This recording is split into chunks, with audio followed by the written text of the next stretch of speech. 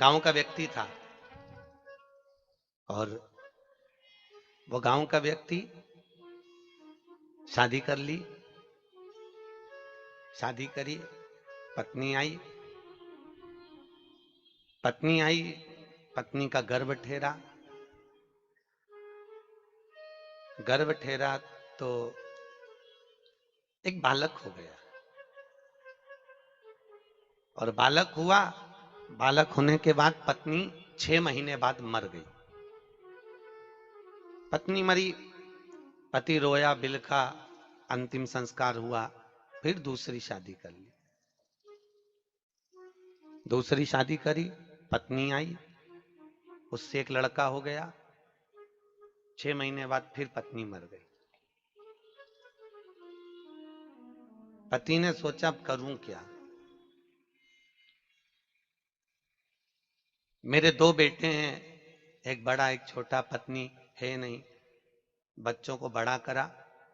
बड़ा बेटा बड़ा हो गया, उसकी शादी कर दी। शादी करी। जिस दिन बहू घर में आई, उसके ठीक 3 महीने के बाद में बाप मर गया। बहू के आने पर ससुर मर गया। जिस पिता ने पाल पोस कर बड़ा करा था वो मर गया। मरने के बाद अब कितने परिवार में कितने लोग रह रहे हैं? एक बड़ा बेटा, बड़ी बहू और छोटा देवर सोतेला, जो दूसरी मां का है। बीमार पड़ा। एक दिन देवर बीमार पड़ गया। और देवर बीमार पड़ा तो खूब इलाज करवाया। बड़े भाई ने खूब पैसा लगाया। आखिरी में पैसा लगा लगा कर थक गया। थकने के बाद में एक दिन धर्म पत्नी ने अपने पति से कहा, सुनो, ये तो तुम्हारा सोतेला भाई है। और सोतेला भाई है, कौन सा तुम्हारा अपना है? कौन सा तुम्हारा अपना? ये तुम्हारा सोतेला भाई है।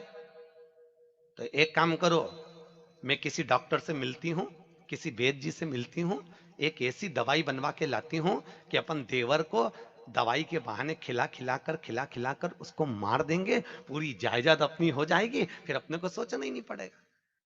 और कौन सा तुम्हारा अपना है? कौन सा अपना है? ठीक है। पत्नी ने वैद्य जी से मिलकर एक दवाई बनवाई। धीरे धीरे कर कर देवर को खिलाई। देवर मर गया। मरने के बाद में समय बीता। बहू के गर्भ से एक बेटे ने जन्म लिया। और बेटा जन्मा।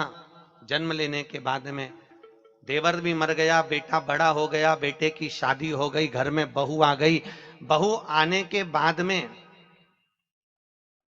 बेटा, अब जो बहू आई थी, आने के 3 महीने के बाद में वो बेटा बीमार पड़ गया। इतना बीमार पड़ा, इतना बीमार पड़ा कि बाप ने खूब पैसा लगा दिया, धन दौलत लगा दिया, जायदाद बेचकर लगा दी, तो भी बेटा ठीक नहीं हुआ। अंत में हार गया। और बाप ने सोचा, मैंने कौन सा पाप करा जो मेरा बेटा इतना बीमार पड़ा हुआ है, इतनी तकलीफ भोग रहा है, आखिर क्या बात है? और बाप रो रहा था। इतने में पिताजी पानी पीने के लिए बाहर जाने लगे तो पलंग पर पड़ा हुआ बेटा बोला, भैया, ओ भैया।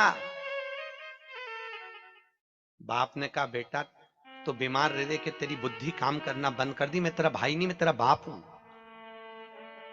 वो बीमार बेटा कहता है, भैया कौन बाप, तुम तो मेरे भाई हो। भैया, मैंने अपने हिस्से की पूरी प्रॉपर्टी तुमसे ले ही ली, भले दवाई में लगवाई परंतु लगवा दी। भैया,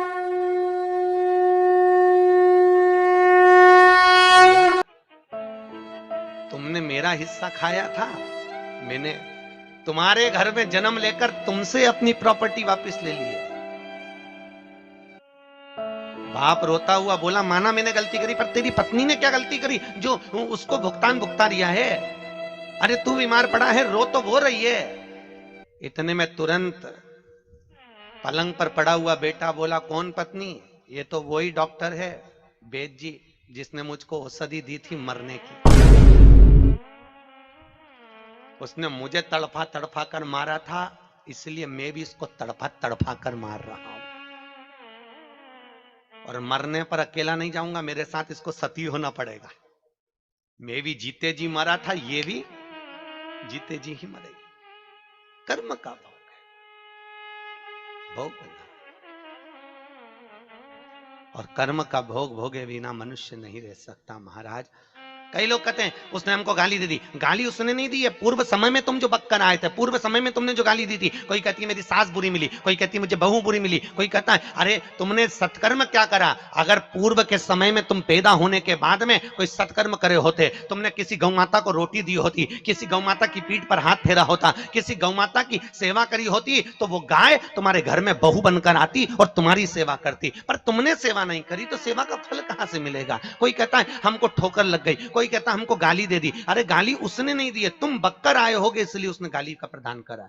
जैसा करोगे वैसा भरोगे, कर्म करो महाराज। शास्त्र कहता है मत बुरे कर्म कर बंदे वरना पछताएगा। भगवान की आंखों से तू बच नहीं पाएगा, तू बच नहीं पाएगा।